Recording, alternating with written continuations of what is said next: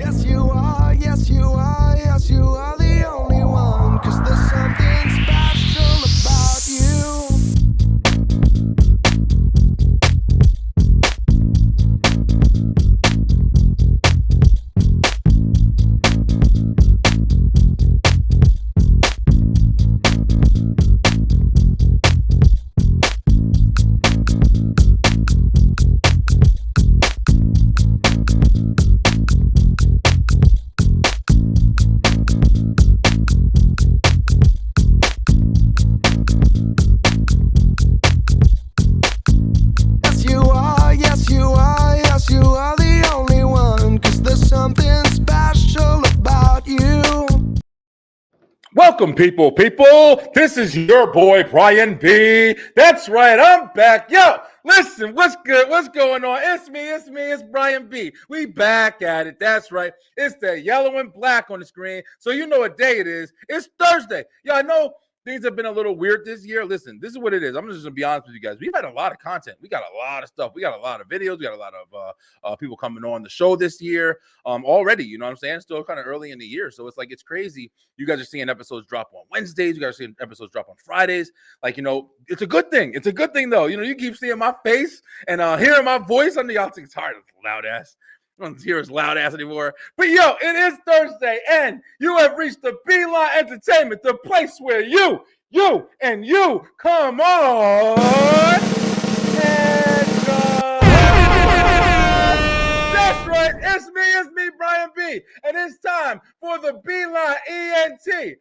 Let's go! Let's make some noise.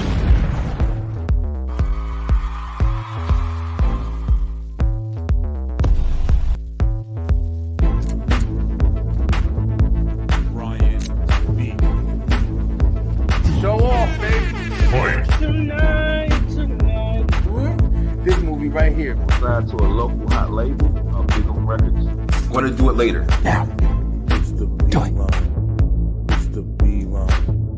It's the Beeline. E-N-T. Yes. Yo, listen, guys. I don't know if you guys are aware. I don't know if I said it yet, but yo, we're actually changing the Beeline ENT introduction video. I can't wait. There's so much new content we got. We got to upgrade it. I mean, that's back in the past right there. But yo, thank you guys for everything. Like, share, subscribe, do all the stuff you usually do. I hope you guys have been enjoying the episodes that have been coming on. The web show has been crazy. A lot of known people, man. You know, you got Tommy Chong, Gianni Russo. Like, it's so many different new people that are experiencing the show for the first time. And I just want to say thank you guys and welcome. And, you know, we're going to have a lot more show off segments. We have a lot of singers that are trying to come on and be heard. You know, we've had some amazing ones on so far. But I got a great guest with us today. Listen, guys, there's a lot to talk about today. You want to know why? The guest that I have, he has a big role in, you guessed it, reality TV, the real shit. It ain't none of the fake stuff now. So we're going to talk about a guy who's been, kind of behind the scenes with a lot of different reality TV shows that have been on that you are aware of, that I'm aware of, I grew up watching even. But without further ado, ladies and gentlemen, bringing into the Beeline ENT studios, we got Mr. Troy DEVOLLD. Brian, I worry about you. You seem so low energy. I know, man. Downers. It's the downers, man. Troy, how you doing, man? Welcome to the show, man. Thank you for coming on. I'm fine, but I feel so old when somebody says, he's worked on stuff I grew up with. I'm like, oh, man. Listen, man.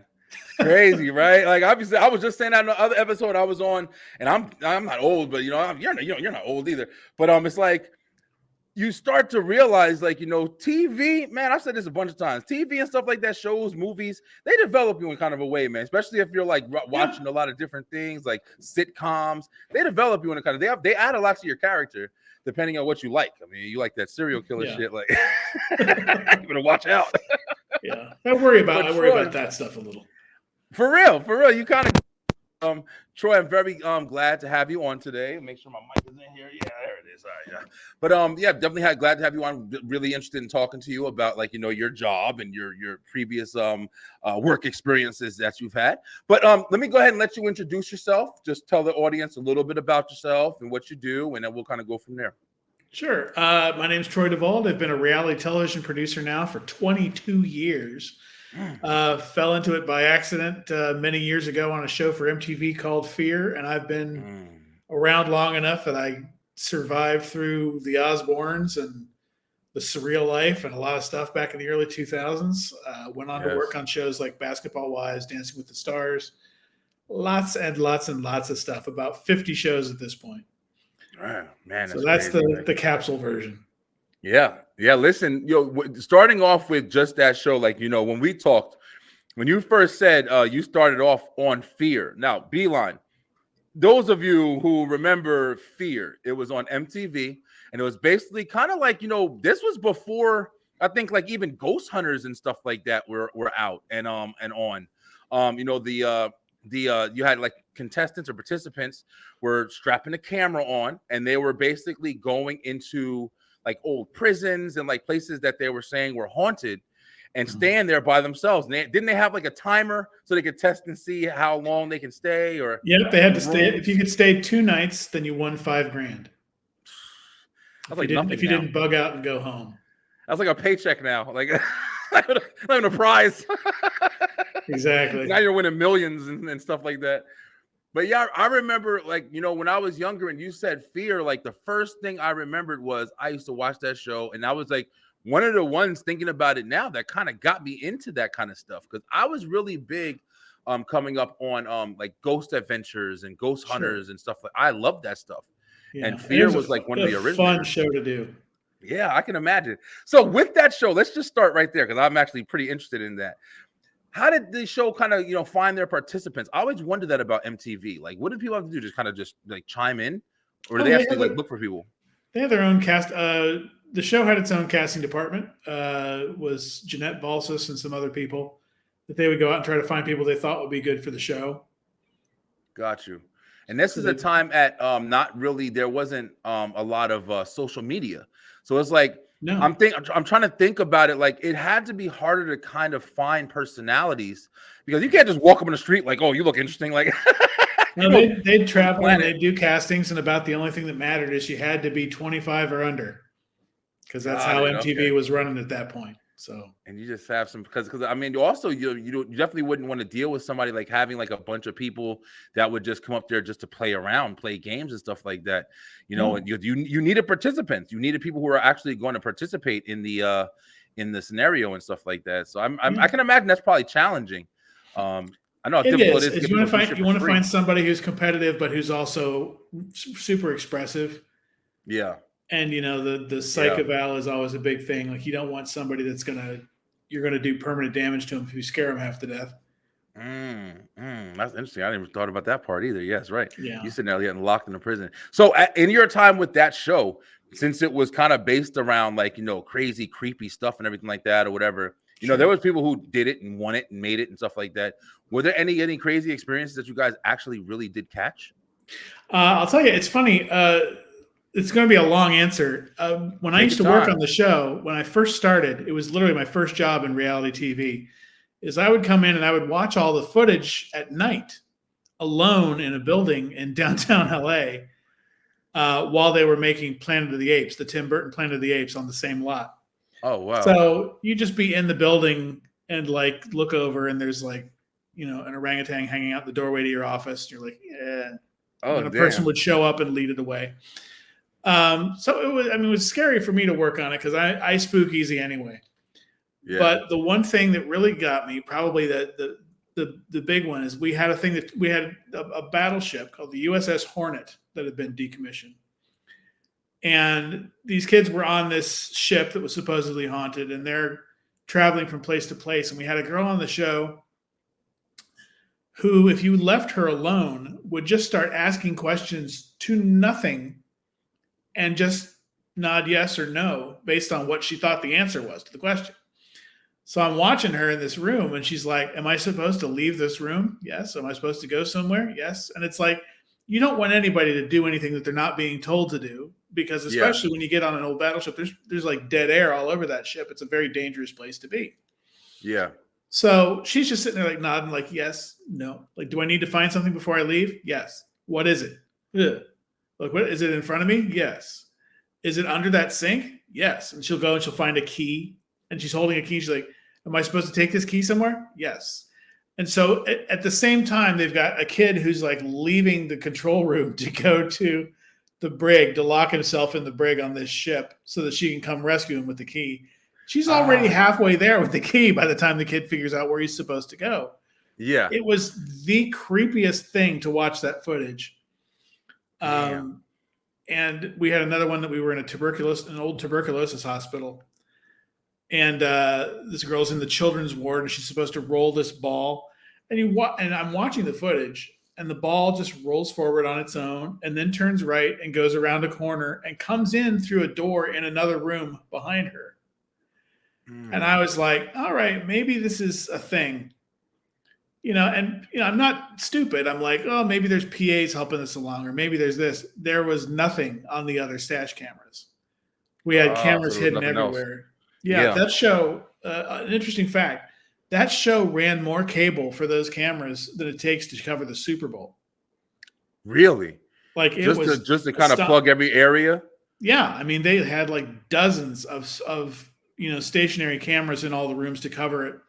So they had the clamshell, which is when you see them running and freaking out and the camera's right in front of them. That's just on a little arm out in front of them. And they've got their own camera that they can shoot with. But everything else, like you remember, there were all the wide shots. Those are all stationary cameras. There's no camera guys running around chasing them. And you want to know something? Remembering that now, that was like one of the first of that kind of shows, because I don't remember a lot of shows that were doing that at that time. Like that had the that type. Yeah, now we have the GoPros, and you got people that are all over the place, that are just like self-filming and everything. But it wasn't a lot of shows that I remember, at that age that was doing that. But that show is interesting, and it's also because, like I said, I'm like one of them type of people. You saw I do the Halloween special, and I kind of put stuff together. I like to have fun with stuff like that, so that's my alley right there. But Fear was really good. So after you got done with Fear, what was like the next ones you kind of getting into? Was that your jolt, you needed that? I stayed with the guys that did Fear for a couple of years, and I did a show for them for MTV called Surf Girls. We did, what else did we do together? Good grief. Well, I mean, eventually the Surreal Life was the next big thing for those guys. It was Chris Abrego and Rick Tejas. Gotcha. And the Surreal Life, I mean, you want to talk about taking off. Like that thing was their big break. And they eventually, years later, the Surreal Life, over time spun off 22 series. I think that's the official number. So, and you don't think about it, but it's like, oh yeah, My Fair Brady and Flavor of Love and I Love New York and all that stuff. They were all spin-offs from the Surreal Life. Was that was the Rock of Love too, right? With Brett, whatever his name, Brett. I forgot his last name. Yeah. I was about to say Brett Favre. I was all wrong. Super wrong. Oh, yeah, man. Brett Michaels. Yeah. That's If you're old crazy, enough to man. remember Brett Favre, you're my kind of people. You're all right. Oh yeah. Brett Favre, Mr. Refuse to Retire, Brett Favre. But like you said, man, it's crazy that because like you said with the Surreal Life, I remember the Surreal Life, but I also remember it just because I was kind of watching it. What was the originator, Yeah. man? What was the originator? The Real World was the originator of the reality Well, the TV? show, I'll tell you, there's a couple of different theories about where that show came from, and it was like it could be as simple as saying, "Oh, it's like doing the Real World, but with a bunch of like celebrities from the '80s that nobody's heard from in a while." Yeah. Like that's a very easy way to pitch that. I don't know what the real genesis of it was. I've heard Chris claim that he was watching. And you can find him on YouTube. Lipton had a food product called Sizzle and Stir that were like these ready-made packaged meals. And the commercials for them, you would see like Sally Jesse Raphael and Mary Lou Retton and Little Richard were like a family living together, Damn, trying I to decide missed what that to one. have for dinner. And I think that that's what he credited as the original source for the show. Gotcha, That he okay. wanted to spoof the real world, but do it with celebrities. That's actually a pretty good idea. I mean, it's not a bad idea. And I mean, it definitely worked. I mean, It's a $400 million library, so Yeah, it must have been. yeah. It's an all right idea. yeah, for real. So what were some of the so when you were on the Surreal World, and I remember if you remember, like like you said, what was the original? The original was you had Flavor Flav, and he was dating Surreal Life. The very first one we had Jerry Manthe from Survivor. The very first, like one of the first seasons of Survivor. Who else did we have? We had Corey Feldman. We had Vince Neil. We had MC Hammer and Emmanuel Lewis. Oh yeah, okay, yeah. Now I remember. I mean, that was a wonderful time. Yeah, was it fun? Like, how did they react to it? Like, I mean, did they? It was great. They had to stay in that place. Like, they couldn't go anywhere or use their phones or even anything like that. And the way they set it up, I thought it was so genius. It's like you have to. This is the thing is like with reality shows, people always ask, like, is it real? And it's like, well, you got to set things in motion. You don't necessarily tell people what to do, but you're like, here's what your day is going to look like. And you set things to happen every day. And what the producers on that show did was they created like a fake, like a little daily newspaper, like a tabloid that just got delivered to their doorstep every day. And it's like, oh, today we're doing a talent show. So we got to go, give away tickets and try to get people to come out to this house out in the middle of nowhere. Gotcha. To watch us do that show. Yeah. So everything that happens around that is actual events. It's like, whether it be the fighting or the arguing and stuff like that. Right. Everything is stems from a natural interaction. That's interesting. It was a great show to work on because it was like it was still what I call like my college years. It's like I was still learning about how reality TV worked. I started late. I was 30 when I moved to Los Angeles, which doesn't sound like much, but it's like everybody else on the team is like in their mid-20s, and you're like, oh my God, like I got to figure out how this stuff works. Yeah. What were you doing before you had got into that? This is terrible. I had wanted to be a screenwriter. So this is the long route that I took. I graduated from film school in 1996. Okay. And I said, it's too hard to go in the front door. So I'm going to figure out some way to sneak in the side door. Okay. So I got a job working for TCS, which was one of the companies that handles all the magazine distribution for Time Warner, that they do Time and Life and People and all that stuff. Gotcha. And I was an executive assistant. And I figured if I put in 2 or 3 years there, that because it's under the Time Warner umbrella, I'll be able to transfer and get some kind of a job inside Warner Brothers that's going to get me in front of people who can make decisions or can help me out because it's all part of the same company. And this is the long route that I had planned out. So I was there for 3.5, almost 4 years, and I left, in August of 2000. I packed up my old Buick Century and moved to California. And the HR director told me, she said, "We don't reward people for leaving." And I said, "I'm not asking you to reward me for leaving. I'm saying I'm going out where there's another Time Warner company. Can you help me find a job?" "Nope." Okay. So I'm halfway across the country with no plan. I'm in a hotel room in Texas, and I saw Fear, the first episode of Fear, came on in the room. So imagine you're in a crummy cinder block hotel in the middle of nowhere, Texas, like miles from where anyone can hear you scream as you're being dismembered, watching MTV Sphere. And I saw the only person I knew in Los Angeles. I saw his name in the crawl at the end of the show. So the next morning I called him up and I was like, hey, Chris, I'm in Texas. I'm probably going to get into LA tomorrow night. Like, I'm looking for a place that I can crash and I'm looking for work. And he got me hooked up pretty quick. And I was on Fear, in a pretty short time from, after I got into LA. I know the car wasn't even unpacked when I pulled into the studio. That's crazy, man. It's real interesting to me, like doing this, like talking to the people that I've been talking to, especially recently.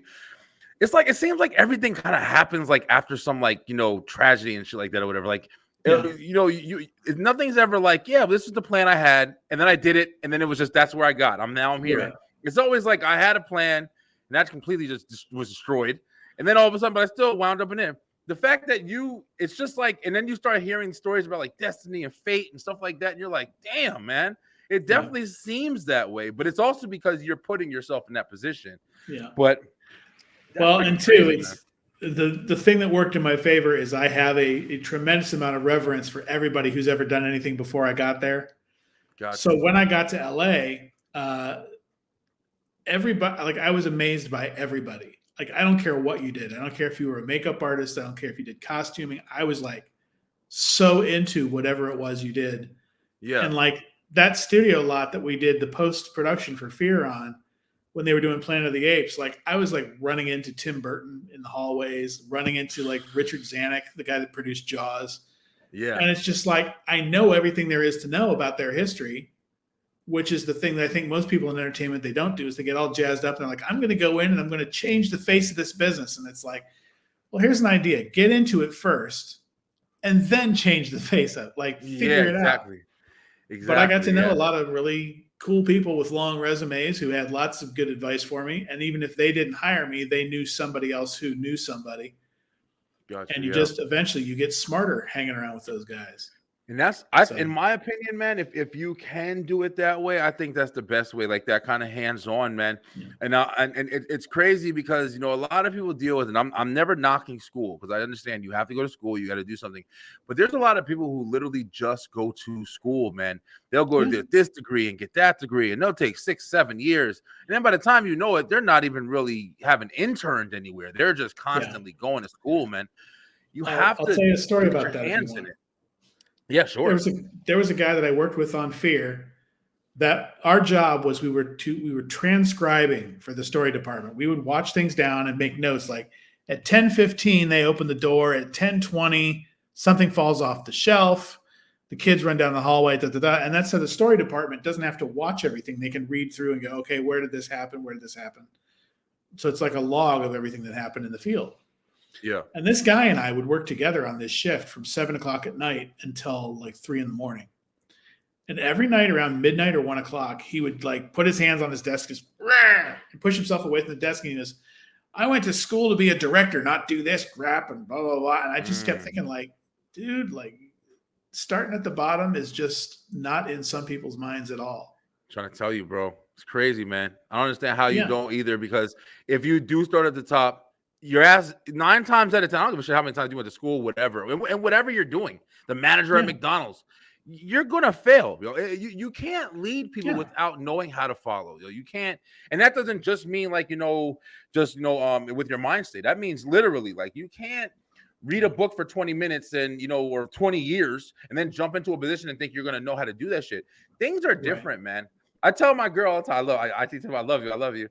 My girl, she's real technical. She's real like, if I want to know how to do something, I'm going to read about it. I'm going to look it up. I'm going to look at the diagrams and things, whatever. And then I'm going to go do it. And I'm the exact opposite. Listen, here's the instructions, right? Throw them shits out the window. Let's just play with it until I get it together. And then we both come together and work perfectly because I'm not scared to try. And I failed a little bit. Okay, I learned that I can't do that then. And then I sit there, just kind of just put it together. And she got the other part. you have to be able to do what you're trying to learn, man. As if Yeah. you're just learning, and just metaphorically, knowing how to do something, you have to be able to start at the bottom, bro. So I'm never scared to be like, yo, listen, you want me to mop these floors? Yeah, I'll mop these floors at LeBron James's house and shit. Yeah, I'll mop the floors all day. You know what I'm saying? Like, do what you got to do. Yeah, I definitely respect that, man. But it's very interesting that you were able to jump in and bump shoulders with people that are in that industry. That's another big thing that I've been learning on my journey with my career at this point. Who you meet, who you know, who you keep in touch with, who don't burn bridges, all of that, stereotype type stuff or whatever. Literally means more than I think anything, because those are the people who are going to open different doors, or even at least show you the doors that can get opened in that way. Kind of the same reason I'm talking to you now. Like, and it's the thing that I always tell film students is it's people want to pick mentors. And they're like, oh, man, I want to learn how to work with this guy because he's super successful and he's got a lot of money. It's like, okay, it's nice when someone's successful and has a lot of money. But the deal is, when you're looking at a mentor, there are people who will teach you how to do the thing it is they do. And that's valuable. I mean, you learn, nuances and tips and tricks and this and that. But I think the most important thing is to find a mentor who will teach you how to just be, that will teach you what the attitude is that will keep you alive, which is why, like, my great mentor was a woman named Allie Willis, who didn't work in the film business. She was a songwriter. She wrote September and Boogie Wonderland for Earth, Wind and Fire. Oh, wow. She had her hand in everything. Yeah. And she just was great at connecting people and bringing people together, which is awesome. The thing that I've tried to carry forward. So, like, a lot of times, like, a film student will come up and like, I don't know how to do this. I'm like, I know a guy who's a camera operator. I'll see if I can get him to talk to you on the phone about how you can get into that side of the business or what to do. Because I don't necessarily know how everybody does everything. Yeah. It's a good point too. I was speaking with Larry Hankin. He came on and he was talking about stuff, and we were kind of talking about. I love Larry Hankin. He is awesome, man. Beeline. Hey, here's some quick news. He's coming back on. He got some stuff going on. He's coming back. I gotta talk to you about Tommy Chong sometime. You know what's crazy? Listen. I don't know when I'm putting this episode out, but I literally just got done putting out Tommy Chong's episodes. It's actually out right now. So you can check it out. As soon as we get out, he's awesome, man. I can't wait. Awesome. He got me off sugar while we were doing Dancing with the Stars. Oh, really? Oh, that's right. He was on Dancing with the Stars. Yeah, season 19. Yeah, I forgot. That's right. I forgot. So, everybody was on that damn show. Yeah, so it's season 19. It's who wasn't on that show? That thing has been around forever. I was there seasons 2 and 3, and then one of the executive producers who had gone off to do something else came back to do the show and brought me back on to produce the packages that are like the rehearsal packages. Got you. And it was like going back to high school. It was the most fun I think I've ever had. You're there with like different people. I mean, just different, like, it's such a variety of people that you can just meet, like people that you've known. Yeah. There's been so many people on that show, man. How do they is it just different rehearsal times and they just kind of make their time? Because a lot of those times, I remember I was watching the Bella twins and stuff. They had that show that was on E for a while, and Nikki Bella was on there, and she was still doing that show. She was doing her reality show, all that stuff with wrestling. I'm like, how the hell these people find time, man? I can't find time in the day to do anything, and it's like, tough. And some of them, it's like pulling teeth to get figuring out how to get time with them. Trying to tell you, so, I don't understand how they make it. It's so much like The Rock. Whenever I see The Rock doing stuff, I'm like, how does this guy make time in his life, man? He's got like 7 jobs. I'm gonna tell you the thing that was most amazing to me, and I don't tell a lot of personal stories about stars because I don't like to blow it. Gotcha. I worked on a show once with Ellen DeGeneres, and the thing about her was like the studio had to be ready about a half an hour before whatever the call time was. Mm-hmm. And she would pull up, like, her day. You want to talk about somebody who's got a crazy schedule. Like, she just always had someplace else she had to be. So she'd pull in. She might be early. She might be on time. Was never late the time I worked on the show. But she'd walk in the door and she would just be ready. Like, let's do it. And she would just go through whatever it was she had to do. You very rarely got a second take with her. I mean, you really didn't need one. I mean, she was pretty quick on her own. Yeah. But it's like those guys that have these crazy schedules that are running 16 businesses on top of being on TV, that have to be somewhere else. It's just, you learn how to, get out of the way and figure out how to get them through and out of there as quick as you can.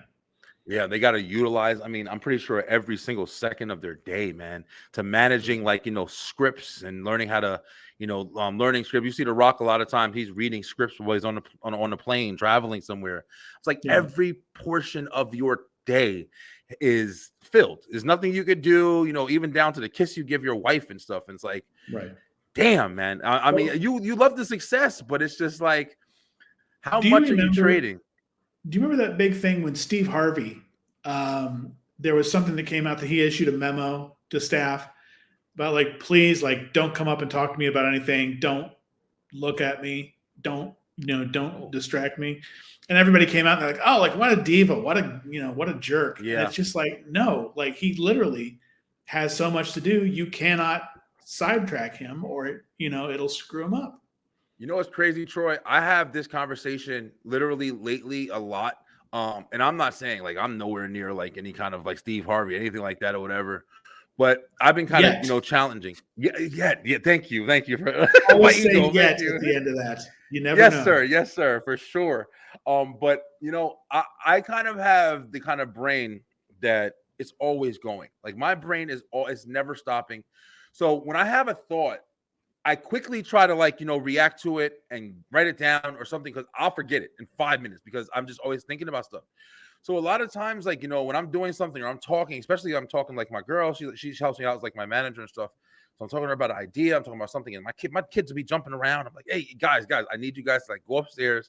We're talking. I need complete clarity, because if not, then I'll start focusing on my daughter jumping on the chair. Oh, she's gonna bang her head. Let me get her ideas gone.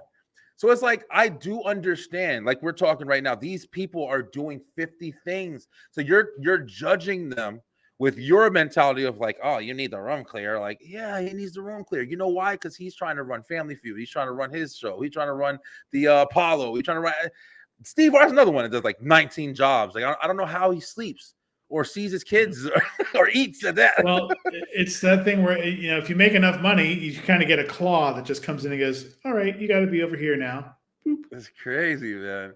So, and also the struggle that those guys come from, The Rock, Steve Harvey. Steve Harvey is very known for saying the stories of him living in his car and, changing in bathroom stalls. And it's humbling, man, to know that, everybody comes from, a struggle, man. Even you, in your story that you just told a minute ago, you was on your way and the job was no, we're not assisting you with anything. Yeah. He was in that crappy hotel room and you just happened to watch the right thing and then you were on it. That's how fast this industry can change your life, man. It's like a lottery ticket. It's crazy, man. It's really crazy. But okay, but on to, so that's that's awesome. Definitely, glad, congratulations on your career and your success and everything you've done. Thanks. Has there been, there's been a lot of shows. I'm not personally a giant reality TV fan. I love the Real World. I got in the Real World, I think, when it was the Chicago and the Las Vegas. That was my shit. It was really fun. But I was big on, don't laugh at me, y'all. I fucking love Jersey Shore, man. That was one of the ones that I was shocked that I love. Nothing wrong with liking Jersey Shore.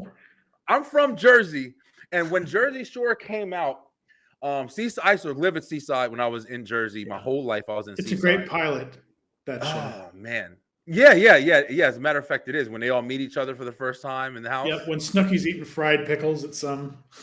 Yeah, it was really. But I think I was homesick because I moved to Atlanta around the time when that show kind of came out and everything like that, or at least a couple of years after that show came out. So I was turning it on when I was in Atlanta, and I was seeing them going to Seaside. I'm like, oh, Seaside, that's where I used to go play the arcade. That's where I get my ice cream. And I was into it, and then I kind of just got into the story from there. And Jersey Shore is one of the ones that it was giant, it was huge. Still to this day, they're still doing episodes of it. And those guys, the confrontation and stuff they had were legendary, man. From the Sam and Ron and Snooki getting punched by the guy on the boardwalk, and it just blew up, man. It's my least favorite kind of conflict, but I understand the. I hate Crazy, anything man. where anybody goes after anybody else. For me to say that about that and having worked on Basketball Wives, Oh, like I that's started another with one. Basketball Wives in post, we started treating it like a Hitchcock movie. I was like, I don't want to see anybody hit anybody. I want, if somebody goes at somebody, let them jump and then cut away, show the horrified reaction, then show somebody pulling somebody off of somebody. Because I don't want to just watch somebody beat somebody up for 30 seconds. Like, Has anybody ever really gotten and like has there ever been like, because you see, like you just said, that's pretty much usually what happens. Like, they'll attack and then I take that back, because I remember when I was watching Making the Band with P. Diddy and them, when it was the first one, when Fred and Ness fought in that hallway, they banged out. That was a complete fight. That was the first time I really remember seeing that. Yep. Well, it's part, and I mean, part of the producer's job is to make sure that stuff either doesn't happen or gets broken up as quick as it can. Like, you couldn't pay me enough in those early seasons of Basketball Wives, to have been in the field on that show. I was strictly putting it together in post. I was like trying to turn it into a show based on what we were getting back from the field. Yeah. I never watched Basketball Wives, but I know it's just like the perfect environment. Who's a guy that's sitting back in this house like, you know what? I'm gonna write a show about rich ass wives that that are lucky to be with their husbands. Well, it's when that came out, the Real Housewives stuff had just kind of started up, and that's right. I think they were trying to figure out how to capitalize on that, but figure out some way to do it in a new way. Yeah. Hip hop wives, and now they got the hip hop kids and kids that were in hip hop, and there's so many, man. There's so many. I can't keep up with that shit anymore. So, what are you working on now? Is you got new things? Still working on reality shows, or? Right now, I'm working on nothing. It's beautiful. Nothing. I moved out to Tampa for a year. I just took a year off to kind of clear my head. I got a couple of book projects. I've written 6 books over the years, and I just started working on a memoir, which is beautiful. Different turf for me and a lot of fun, because I'm one of those few people that, like, every story I have that I would share with anybody is basically positive. Like, even when I wasn't having a good time, I was aware of how fortunate I have been to be in this mix. Yeah, for sure. So that's what I've been working on. I wrote a couple of poems about Los Angeles. Got a series called 100 Poems About LA. There's 2 books. There's about to be a 3rd one. That's awesome. So I'm awesome, man. fooling around with some other stuff, but I'm going to be going back to reality TV. I did a couple of things for Food Network this year. Okay. I did a show top of the year. It was called Shipping Wars, just about people who are trying to figure out how to, ship really unusual items like cars and taking airplanes apart and stuff. That's crazy. I mean, it's interesting. Show about anything, man. Yeah, it really is. Yeah. But it's funny because you see like all those shows, like or you hear about them, and you hear about like Shipping Wars, and the first thing you think of yourself is, oh man, just try to make a show for anything, and then you watch the first episode and you're hooked on it. It's like it always happens. It's like I haven't watched a show that I was like, even if it sounded stupid, where I was like, I'm not hooked on it. Like Pawn Stars and Auction Wars, Storage Wars, all of those shows I looked at. I used to flip through the channels, like, what are they doing? And then I watched one episode, and like, okay, I got to watch every single one that ever was created now. Well, I'll tell you, I mean, the thing for me is I've always been interested in people who weren't me. Like when I was young, I used to think I was really dull. Like I was just like, oh, like, man, like there's nothing special about me at all. So I was always reading biographies, like showbiz biographies and stuff. And nowadays, it's one of those things where it's like you get on, like even just doing, like I did a cooking show for Food Network. It's the first time I've ever done it. And I'm watching this thing and everybody talking about sort of like how if you ever want to learn to know a person, ask them how they learned to cook. And they'll just start telling you about their mother or their grandmother or this or that or the other. Or there's this restaurant I used to go to that this guy used to teach me how to do stuff on the side. It just, people in general are fascinating if you just shut the hell up and listen to them. Yeah. And we don't do that as much as we should in real life. Yeah, that's what I've learned on here myself. Like literally, when I first started, I was literally, just doing a lot. I kind of started this to just talk. I wanted to kind of get my voice across about like any topic, whatever. But I started talking to people, man. My first, guests that I had on, they were really, regular people just living life. And I was just realizing that so many people had so many interesting stories. I started a segment called Talking with Strangers, and I just didn't know anybody. I just literally just asked them their name and stuff, met them on Facebook, didn't get any information from them. And I learned them while I was on this. And I've met so many interesting people with so many great stories, man. So many. I'm still doing That's it. what it's Still all doing about. it. Yeah, it's really great. But Troy, I mean, that's why really Somebody fun. Feed Phil is the most interesting show on television. Somebody Feed Phil. When I first saw that, anybody who wants to argue with me about that. It is the best show on TV. Remember, Viva La Bam had the Viva La Bam, and he had Don't Feed Phil Day, and he didn't feed his dad the whole day or whatever on MTV. When I first saw that Somebody Feed Phil, the first thing I clicked in my head was, oh, damn, Phil. I thought it was Bam Margera. I was like, oh, they're feeding him now. That's another show. The first shit I thought I'd watch that too, though. I love Viva La Bam, man. That was great. I watched Jackass. That was all. Did you ever do any Jackass? No, but Jackass and Fear used to run one right after the other, so I always ended up watching Jackass. That's right. 10 o'clock and 10:30. I remember that. Right. Damn, I remember that. That show used to make my shins hurt, man. It was like, you watch that and be like, how are you doing this as a TV show? Yeah. That was the greatest shit in the planet, man. I remember me and my friends, I'm not gonna lie, we were one of the ones who did that. We didn't do the crazy jumping through shopping carts crap, but we used to go into Chinese food stores and try to order in different languages and videotape it. Wow. We did some stupid shit. I think it's super cool that Knoxville has ended up being a pretty good actor. Yeah, he's awesome. Yeah, he's phenomenal, man. Yeah. He's actually really good. His body has taken damage, man. I know his body. When he's starting to get older. He was just in I'm a big wrestling guy too. I'm WWE. I'm a huge wrestling nut. But he was just doing the Royal Rumble he did last year with and taking body slams and I think he was at WrestleMania too. The whole cast came in taking body slams. He's amazing, man. Yeah, he's a really interesting dude. Very interesting. Yeah, man. But reality TV, I mean, I don't see it slowing down. I mean, if it's not like what I am noticing though, real quick. As long as it's cheap to make, you're going to get a lot of it. There you go. But I am noticing it looks like they're trying to kind of come back with sitcoms. Like sitcoms are starting to kind of slowly, like they just redid Night Court. Remember Night Court with Yeah, they just had them come back on. Some of the original cast and team are on there too. What's her name? I'm anxious to see it. I haven't seen it yet, but John Larroquette. I grew up on the original Night Court, and that was. I used to watch it at night. Good stuff. Yeah, I used to watch it. It used to come on at night when I was like, I used to wake up in the middle of the night and watch like Mr. Belvedere and Three's Company. And when I was little, and I used to watch Night Court was one of the ones that would come on. I always remember the song. Like the shows had the best songs back in the day, like Cheers and all the theme songs. Yeah, man, it was fun. It made everything like you knew that show was coming on. But I hope they start bringing back sitcoms, man. I miss sitcoms. I miss the real shows that are fiction and they're just written. You got writers and the best shows now are all on Netflix. I'm sorry to say, Netflix. There's some on Hulu and stuff too, and everything on other streaming platforms. But Netflix, they dominate. Cobra Kai and Ozark and all them. Them shows are freaking phenomenal, man. They got there's a show on I don't remember if it's Hulu or Netflix, but it's called Reboot.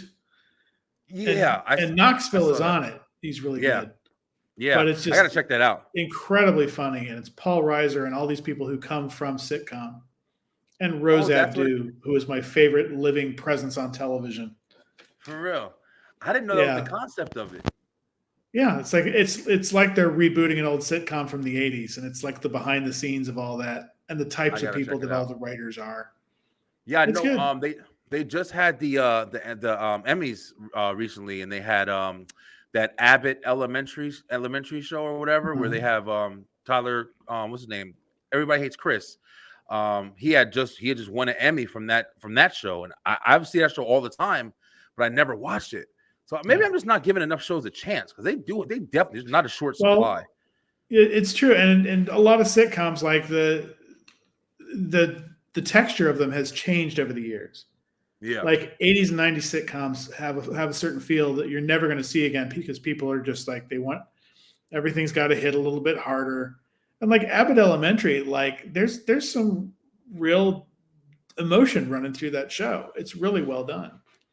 Damn, man, I'm missing which is out, why I didn't yo. like it when I saw it the first time. And I was like, I'm not going to watch this. But I watched that. I watched a show called Home Economics because there's a guy on that show named Jimmy Tatro who is, a social media star who turned into a real actor. Got you. There's a lot of that too. A lot of that too now. It's a crazy. lot of people who are, even wrestling. There's like Logan Paul. I know people hate that guy, but Logan Paul, he's phenomenal, man. You say whatever you want about him. I did a YouTube series with Jake. You did? Yeah. I don't know if you've ever heard of a show called Fight of the Living Dead. It was like a zombie apocalypse kind of show. Holy crap! Where we had a bunch of actors playing zombies and a bunch of YouTube stars in the show. And we had like Hannah Stocking and Anwar Jabawi and like all these people that from their short form content. And they're all like in a situation where they're either like, we had the first one, they were trapped in a hospital. The second one we did was like an outdoor music festival that had been overrun by zombies. And the whole idea is like for them to accomplish these things while they're being chased by like 30 actors in full zombie makeup.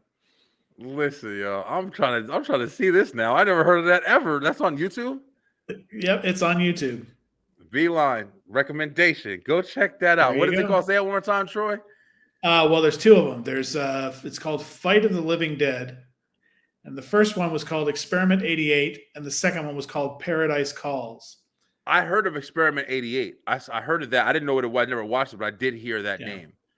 That's interesting, man. Go take that watch list. Go check that out. I'm gonna watch that too. That sounds interesting as hell. I didn't know nothing about that. Series is long gone. Like there's never going to be another season, but it was an interesting thing to do. I definitely will check that out. I just watched Sopranos for the first time recently. Yeah. It's great show. It's available. You can watch it. Doesn't matter when you get there, as long as you enjoy it when you get there. I'm trying to say you can now. You couldn't do that 20 years ago. You can watch All in the Family, all the episodes. I Love Lucy. Yeah, I Love Lucy on Hulu, and from the start to finish. It's unreal, man. It's like the world we live in. We're just at our fingertips, man. We just got so much. Who's just ask you, Troy, who's some people that you've worked with that you couldn't believe that you were working with? Like, you met any of those guys yet? When I did Dancing with the Stars, the first time I was on in season 2, George Hamilton was on. And I don't know how much you know about George Hamilton, because I have to ask, because like most people that are younger than me are like, who's that? George Hamilton, when I was growing up, he was the guy, like the perfect smile, super handsome. The big joke was that he was always tanning. So like, even if you see him in commercials now, it'll always be something to do with his tan. Like that's what he's famous for, was being like this very tan actor. Gotcha. But he was like, when I was a kid, I used to like try to dress like him because he always used to wear a great suit. So I'd be like going to grade school, like I'd get on the bus and get, bust out to school wearing a blazer and a tie. Like who's doing that in 6th and 7th grade? Nobody. Yeah, Nobody that doesn't want to get their head kicked in at recess. Look at this dork. What's wrong with this guy? But I've always worn suits. Yeah. Because I always admired George, and working with him, it was kind of funny. Like the first day I saw him, he rolled up and he's wearing like camo sweatpants. And I'm like, that's not George Hamilton. You know what you did to me? I represented you, damn it. Like I got beat up. I got shot in a locker room because of you. That's not real, is it? That's not real, is it? You didn't, right? Calm down. It was a BB gun. Oh, okay. But it was still, I'm still going to call it shot because it's a better story if I say I got shot. Yeah, because you just broke me out of my laughter. I was like, really? Like I didn't think about it for a second. I was a weird kid, man, and thankfully I'm a weirder adult because I can use it to my advantage. Yeah, that's what matters. Like if you see any press photos of me ever, I'm always in some kind of a crazy jacket. Like I have a lot of stuff made by people who do stage costumes. Like the woman who does like Ringo Starr's stage costumes made like a patchwork suit that I wear whenever I go to the Emmys. So I always end up in other people's pictures. And that's the only reason I do it. I'm like, just keeps me out there. Yeah, it makes people want to come up and talk to you. Yeah, I mean, nothing wrong with that. You got your own creative style. I mean, I teach my kids that now, man. You gotta there's nothing wrong with standing out. It is something wrong with not caring about yourself. You know what I'm saying? Like, you got some people who take that wrong, and they'll sit there and be like, "Oh yeah, that's why I don't take a shower every day." I'm like, "What? Okay, yeah, you're tripping." Yeah. Well, style is one of those things where, like, your style is just you're inviting other people to a party. That's all it is. Is you're inviting conversation. You want people to interact with you. Yeah. And that's the thing that other people, that get all caught up in this, like, I'm a creator. Well, I'm a this. I don't need anybody else. I'm going to do this whole thing myself. These people that can't ever make anything because they don't know how to collaborate. Yeah, yes. It's horrible like way to be. They don't understand how important it is to be able to draw people to you in a fun way. Yeah, very true. I've luckily always been very social. I've always been very confident. I haven't always been like the most popular, but I was always pretty I had a lot of friends. My whole life, I had a lot of friends. I was always liking to be in the crowd. I was never like, I never really needed to be the center of attention, but I definitely, because I'm loud and I laugh a lot, and that's one of the biggest things. So I always like to have fun. So I was always like the ringleader of this, like, we're going here. Oh, you don't got money? I'm paying. I don't care. I want to go have fun. I just always been that way, man. And I love it. That's what I try to do I bring it to the show. Tell people all the time, like, this is not an act. Like, I'm literally just being me. Like, I love talking to people. I love stories. I love all of this stuff. So it's a lot of fun, man. I agree. And the thing too is, being nice to people on the way up. Like, I always take, like, whatever the group of people that's, like, paid the least on a show. Yeah. Like, if it's the office PAs or if it's like the logger transcribers, like where I started, at the end of the season, I always try and corral them and take them out to lunch someplace nice. That's awesome. And it's like the best $100 you'll spend the whole season is just taking 5 guys to lunch that nobody ever appreciates. That's awesome, bro. And you know why? Because their passion is ridiculously high. They're somewhere where they're trying to start from the bottom, like we were just talking about before. Yeah. And like you said, a lot of times it's easy to overlook the small guy, not remembering you were the small guy. 9 times out of 10, in the situation. That's why I always try to be humble, man. Always try to be humble. And the small guys will hire you when you're 70 years old and nobody wants you anymore. Right. That's my plan. I'm going to be in this business until they put me in an urn or a box. Yeah, man. Listen, you seem like you're doing a good job, man. I mean, definitely, like I said, congratulations on your success. Talking to a small guy right now, hopefully being a Steve Harvey stage. I'm working on it, man. I'm definitely loving. To be honest with you, I'll be real honest. I say this all the time. I'm not doing this to be famous. I'm not doing this with somebody's going to see me one day. I am honestly doing this because I love this, man. I never imagined that this show, and that's why it'll work. And that's why it'll turn into something else. I love it, man. I love it so much. Do it because you love it, and the people will come. Yeah, man, it's crazy. Like, I just literally just love it. I never expected, even like just to be talking with you and stuff like that. Now, like, I never expected this. I started with a camera. I was like, I'm just gonna talk. I just want to have fun, be loud, laugh with people, man. I love it, yo. But Troy, thank you so much for coming on, man.